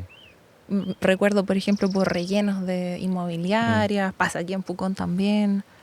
Eso pasa harto. Sí, sí, en la zona central también es, bueno, aquí en Pucón, la contaminación del lago, pero en la zona central, claro, el drenaje también. Eh, el Plan de Acción para la Conservación de Aves de Humedal, que es un brazo de esta estrategia, convocó, por ejemplo, a la CNR, que es la Comisión Nacional de Riego, a la DGA, para llegar a esos acuerdos, para ir entendiendo, para mostrarles la importancia de esto, eh, y llegar a acuerdos, eso es, finalmente. Entonces, sí, los humedales son lugares muy productivos, son lugares muy claves para, como, cierta amortiguación de inundaciones, son ecotonos muy ricos donde se mezcla la tierra y el agua también, eh, para muchas especies. Hay muchas especies especialistas de humedales, ¿cierto? Las gualas, por ejemplo, todos los zambullidores, los patos, etc. Entonces sí, son lugares claves, sensibles y que requieren de, de especial atención, Y son también espacialmente muy delimitados. Entonces eso es interesante también. Es distinto quizás a las aves de bosque, por ejemplo, que están más como en un espacio, si es que hay bosque y están estas estructuras que hablábamos, están como ampliamente distribuidas a veces. En un gradiente altitudinal, ¿cierto? La cordillera aquí y ese otro cuento gigante de la montaña y cómo podemos indagar ahí. Pero estos humedales son espacialmente muy interesantes y también ahí hay en planificación, en conservación, algo que es muy importante que me gustaría resaltar, que es la planificación, la zonificación, que casi siempre la vemos de un punto de vista espacial, pero también hay una temporalidad asociada. Por ejemplo, humedales costeros o playas costeras que son sumamente sensibles eh, a los perros, por ejemplo, de vida libre o las personas que salen con sus perros, pero principalmente en primavera y verano, por ejemplo, cuando se están reproduciendo. Después hay lugares específicos en que quizás sí podríamos dar el espacio para que se usen para perros, por ejemplo, con correa o sin correa, no sé, todo eso hay que pensarlo. Hay de repente bosques específicos, lugares, senderos que uno podría, si tuviéramos la cultura de cuidar y de acoplarnos un poco y de entender que dependemos un poco de esto. Em, y también ser flexibles con esas otras sensibilidades o otras conexiones, ¿cachai? Los animales domésticos es algo gigante que hay ahí. Y que no llegamos a un acuerdo, y tenemos que llegar a un acuerdo nacional respecto a qué hacer.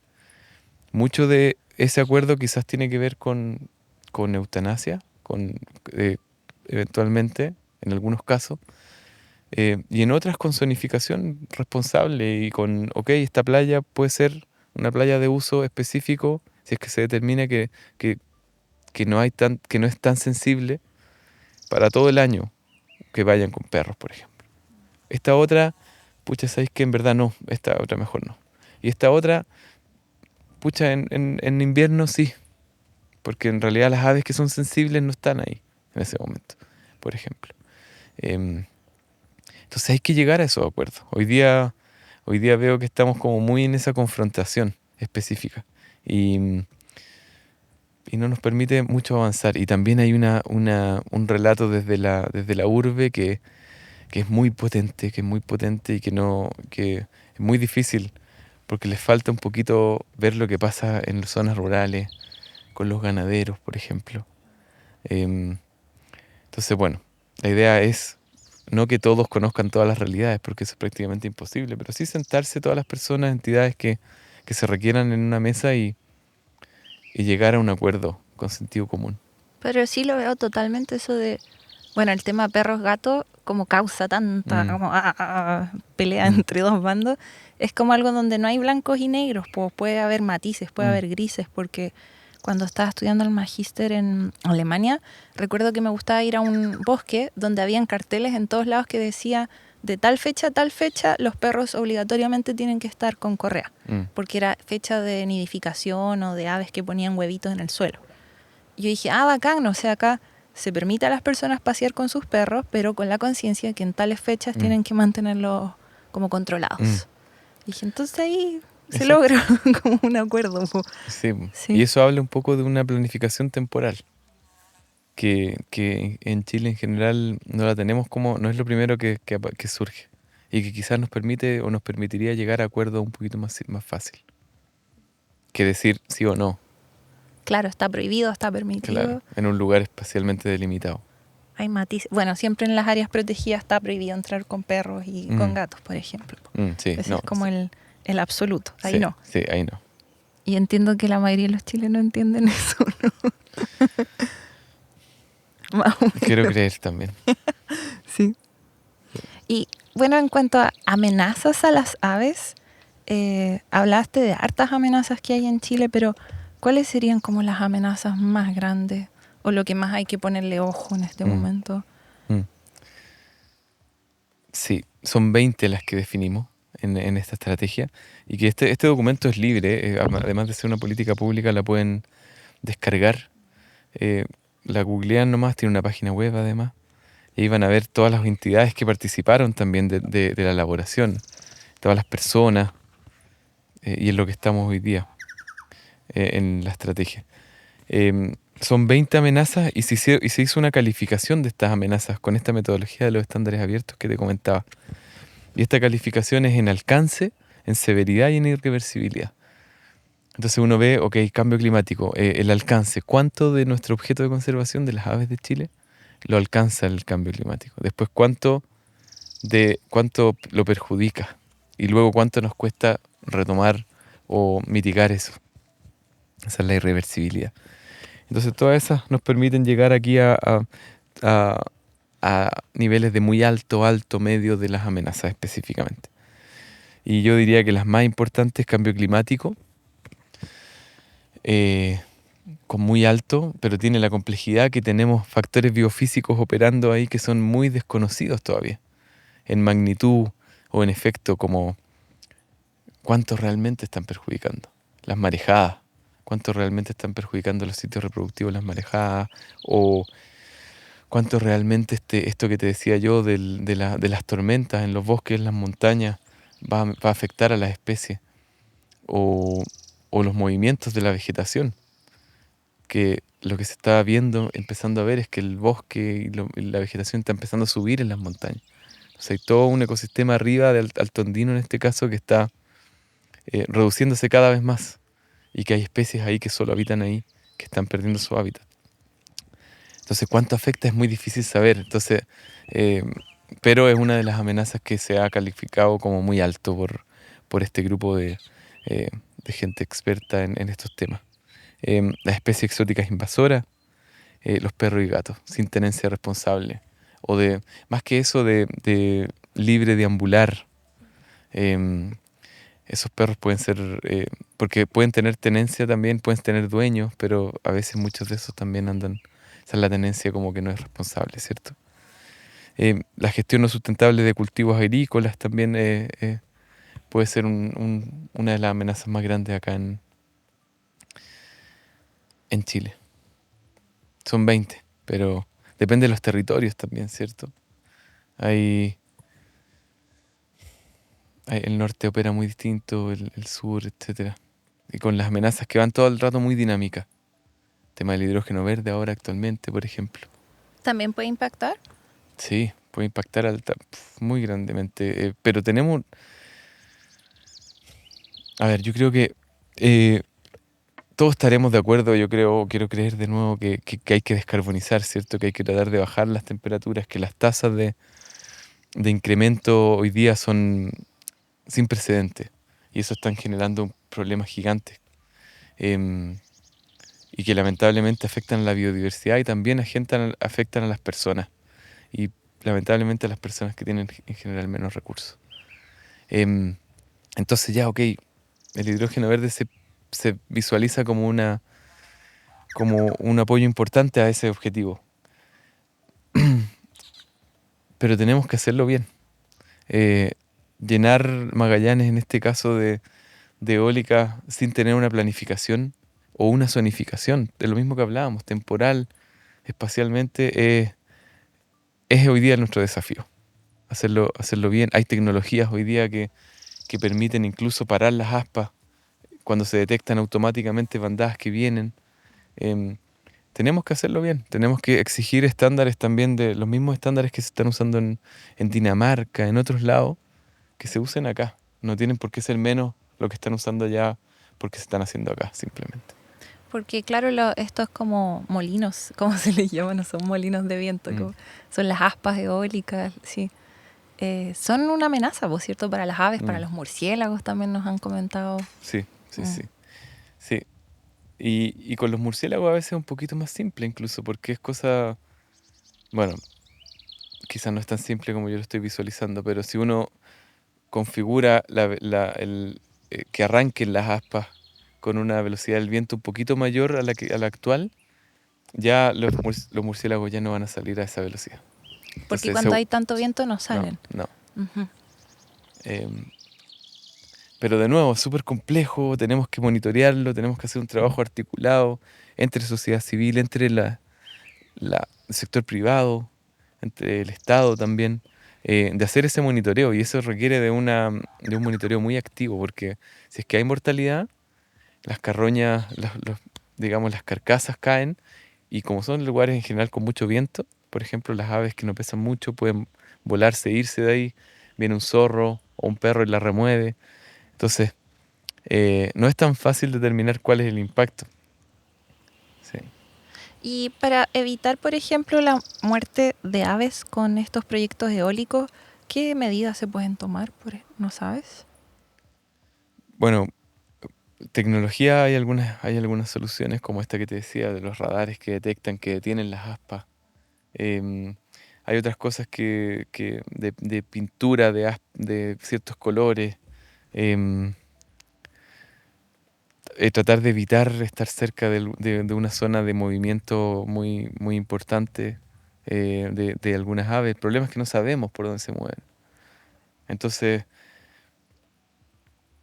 el llamado un poco es hacer eso, hacer esa planificación a escalas regionales, y no evaluar tampoco necesariamente proyecto por proyecto únicamente, sino que también hacerlo un poco más a Claro. escalas de paisaje para darle opción al resto de habitar esos ecosistemas también.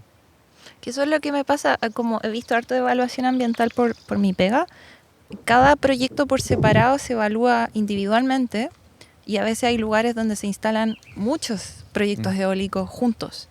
Y cada uno ve su propio impacto, pero el conjunto no lo ve nadie. Punto sigo, pero sí. Es un gran desafío en todos lados y con todo tipo de proyectos, no solamente eólicos. Sí. Y bueno, ahí está también un poco está la estrategia, hay colaboraciones explícitas entre organismos aquí para ir como avanzando un poco en eso. Hay una guía que acaba de ser publicada, Cielo Seguro se llama, que es al alero de la estrategia también, liderada fuertemente por el Ministerio de Energía, con buenas prácticas, específicamente para la pregunta que me acabas de hacer. También estamos intentando llegar a acuerdos como, ok, cuáles son finalmente, qué es un impacto significativo y qué no, es algo dificilísimo, y que es muy caso a caso. Entonces intentar dar un lineamiento, quizás no una receta porque es imposible, pero em, por ejemplo, ¿cuántos cóndores estamos dispuestos a que mueran por, por, por esta u otras causas? Em, ¿Cuánto es tolerable? No sé. Todo ese tipo de preguntas son las que hay que hacerse. Claro. ¿Y ves como más conciencia en las personas en Chile, por ejemplo, sobre las aves, sobre qué tan amenazadas están, como Mm. más preocupación? Esto es una pregunta personal también, pues, de opinión personal. Em, sí, yo diría que sí.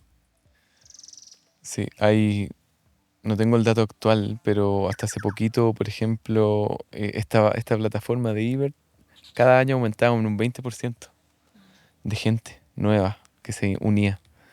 20% es muy alto. Em, entonces estaba creciendo muy fuerte. Yo creo que todo eso se ha mantenido.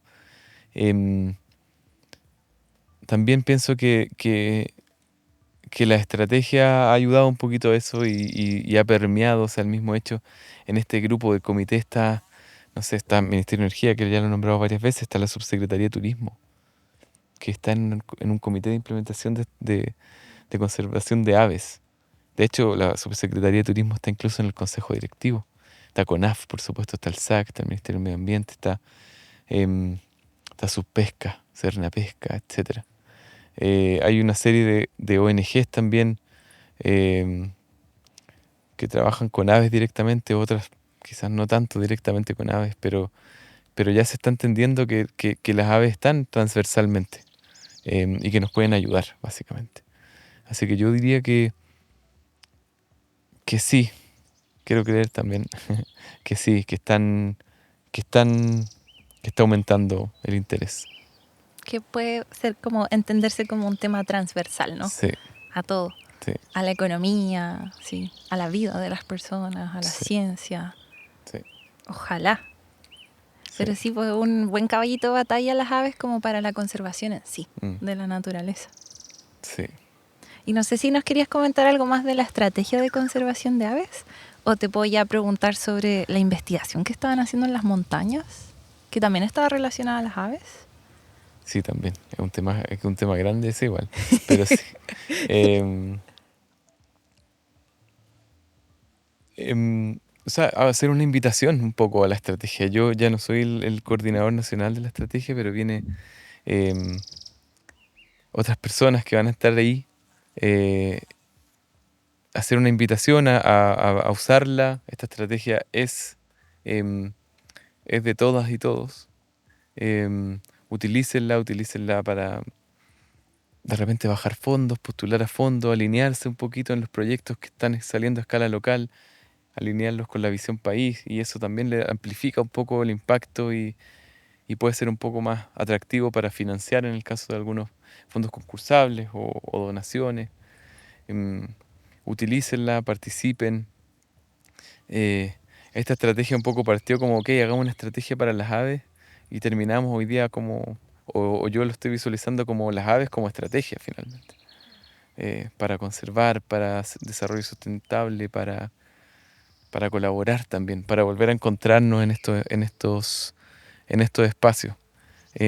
La visión de la estrategia tiene dos grandes palabras, que una es hábitat o ecosistemas, y eso habla un poquito del espíritu de la estrategia, que, que tiene que ver con dónde habitan las aves, con una visión un poquito más ecosistémica de las aves, en donde nosotros y nuestro quehacer encaja todo el tiempo.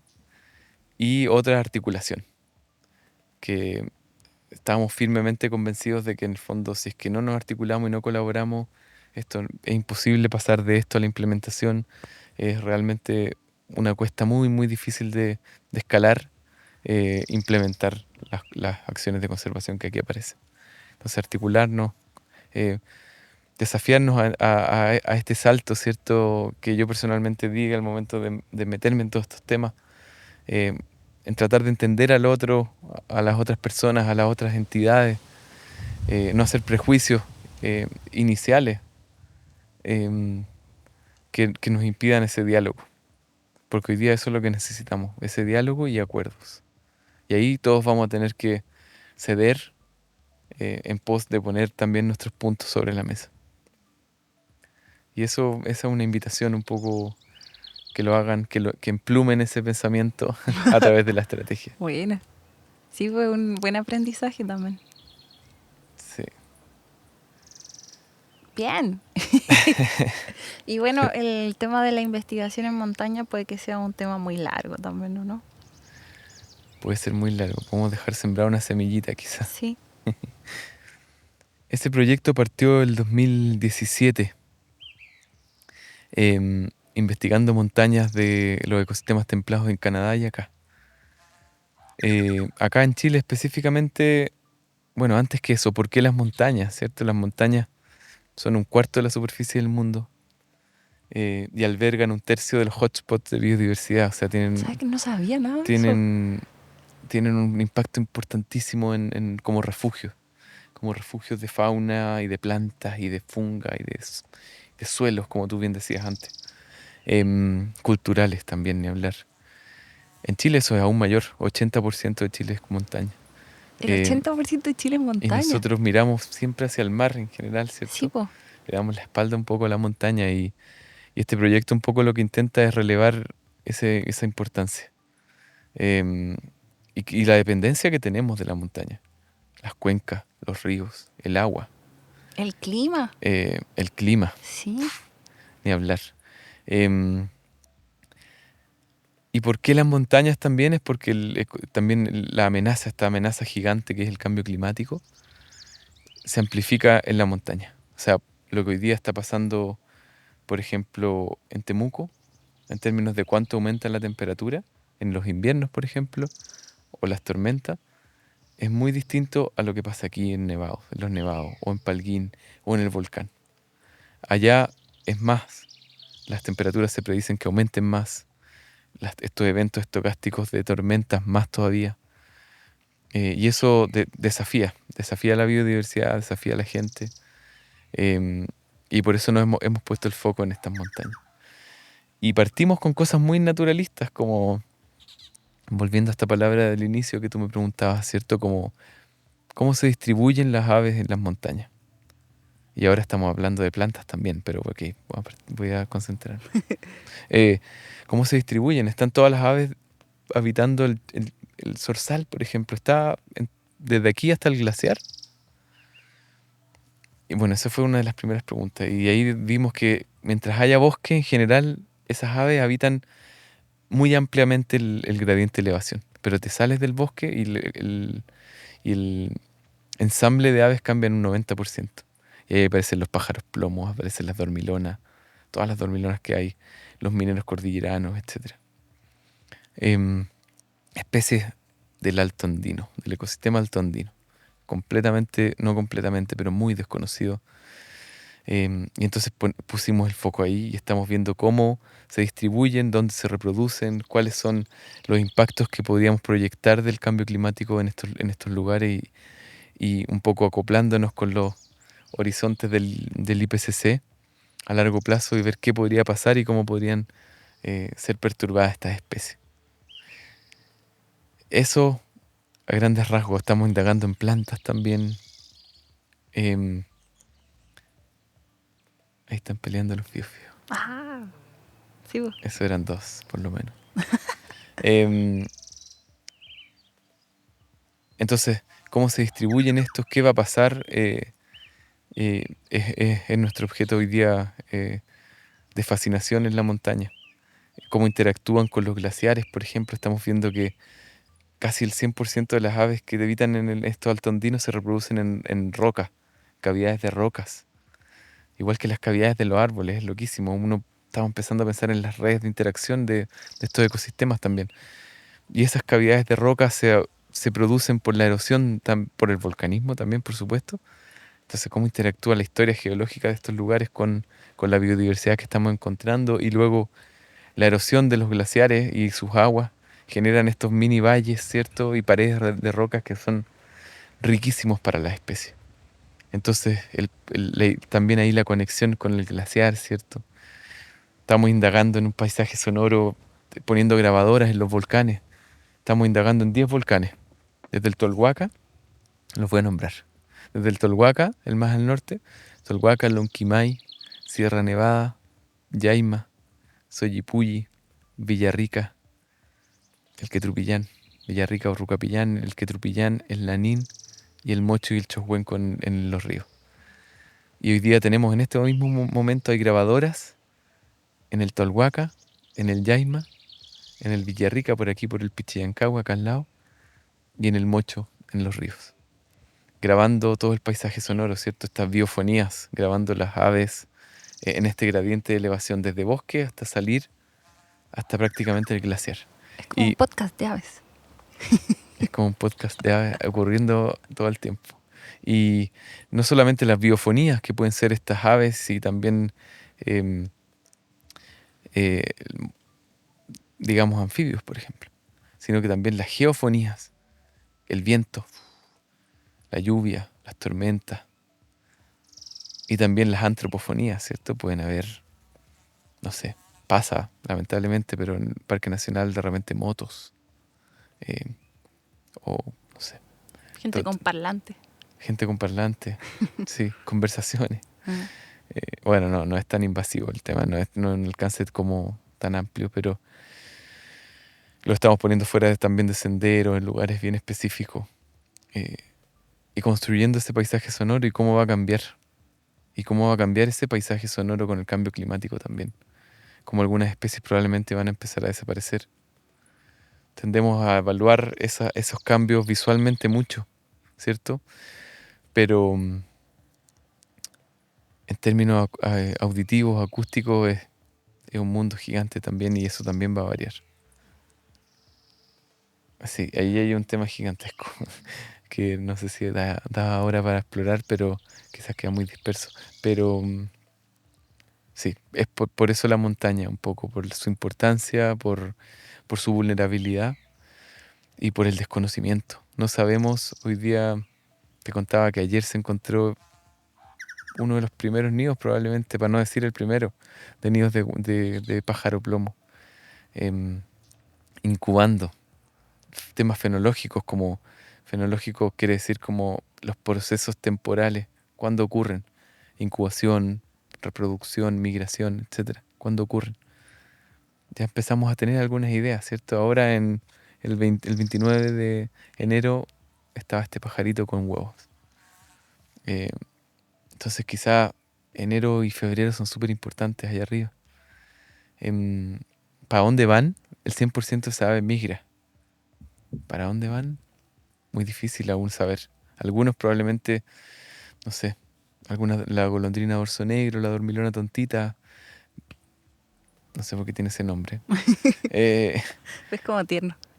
Bajan a la costa de Chile quizás, pero muchas otras probablemente ya el cordillerano, ¿dónde se va?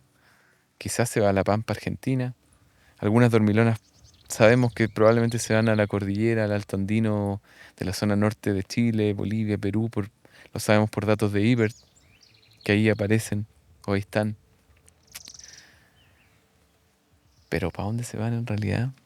Y eso es sumamente importante también si queremos conservar estas especies después, y eso lo hemos visto con esto, conectándolo un poco con las aves playeras y sus migraciones y con la estrategia, ¿cierto? Como eh, no podemos conservar solamente un momento de su ciclo de vida, tenemos que tratar de conservar en su conjunto.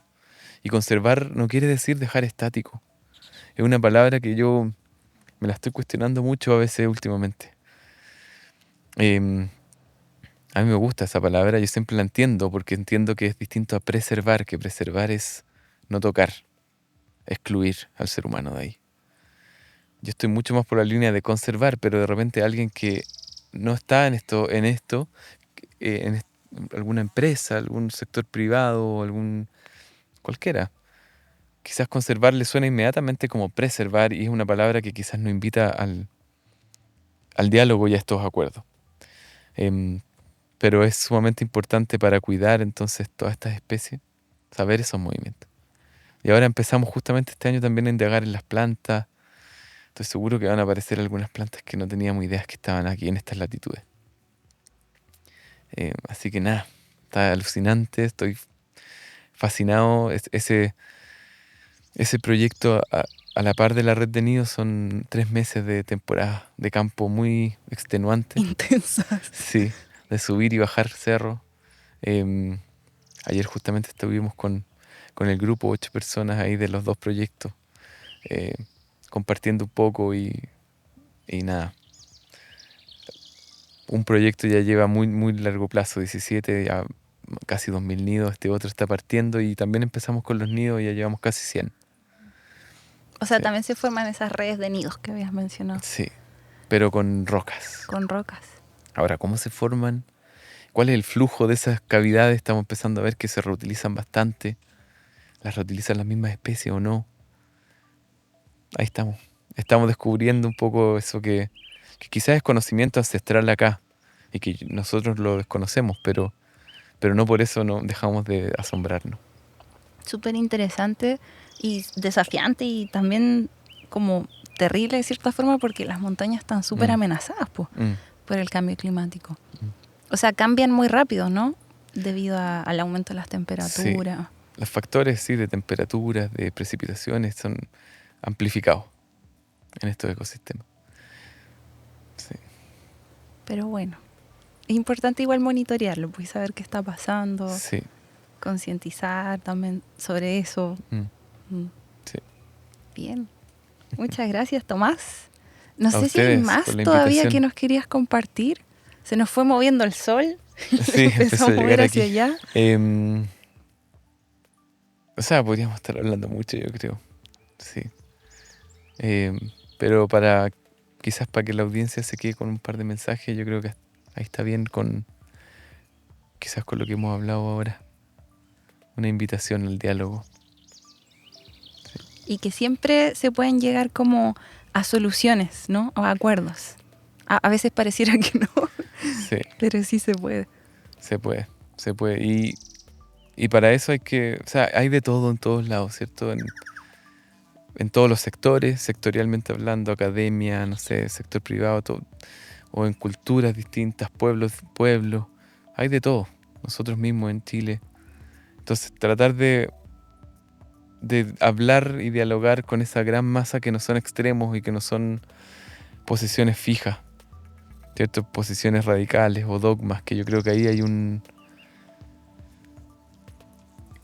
yo creo una de las amenazas más grandes al ser humano, a las personas, como el rigidizarse, el no dudar de cosas que uno cree, el dejar de cuestionarse. Yo creo que son amenazas muy grandes que hay que tratar de ir contra esa corriente. Estar siempre dudando, estar cuestionándose y así un poco ir dejando el espacio a otras visiones. Y bueno, así un poco sin radicalizarse. Qué interesante. Bueno, última idea que se me ocurre es que tanta crisis que hay y tanto cambio, ¿cierto? Se habla de crisis climática, ecológica, social, política, estoy viendo ahora también por los extremismos, como que todo cambia y todo se revuelve mucho y ahí uno puede tomar la postura de afirmarse una idea y volverse como muy extremo, muy dogmático, como habías dicho, porque así me siento más protegido, o de permitir que todo cambie también, pues hasta las ideas fijas que uno tiene. A mí por lo menos la crisis climática me ha invitado a quitarme ciertas percepciones fijas que tenía. Que creo que eso es más sano Justamente y es más adaptativo. Lo que dices. Sí, es más adaptativo también. A la otra opción. Sí. Y no se trata un poco en términos políticos, ¿cierto? Que se habla mucho de los amarillos, ¿cachai? No estoy hablando de amarillos por Chile, por si acaso. Yo creo que es muy virtuoso hacer ese trabajo personal y colectivamente. Sin perder ideales, obviamente. Uno tiene ciertas ideas y formas que cree que están bien. El fondo, ¿cierto? Pero la rigidización es una alerta, una alarma. Personalmente hablando, creo yo. Tanto en la ciencia como en todos los otros ámbitos. Sí. la misma, esta construcción de paradigmas, ¿cierto? Si se empieza a rigidizar y se empiezan, por ejemplo, en estos procesos de revisión por pares, solo se acepta una idea, puede ser peligroso. Sí. Interesante mensaje para finalizar. Muchas gracias, Tomás. Gracias a ustedes. Gracias por tenernos, por contarnos tanto de ti, de todo lo que has hecho y por aguantar el sol que te empezó a llegar a la cara. Pero bien. Y bueno, cuando quieras podemos seguir conversando, seguir aprendiendo de todo lo que estás investigando, de otros temas. Bienvenido. Encantado. Súper. Gracias. Listo. No olviden que pueden encontrar todas las fuentes de información de este episodio en volvamonosverdes.com. Muchas gracias a todos nuestros auditores y que tengan una buena semana. ¡Chao!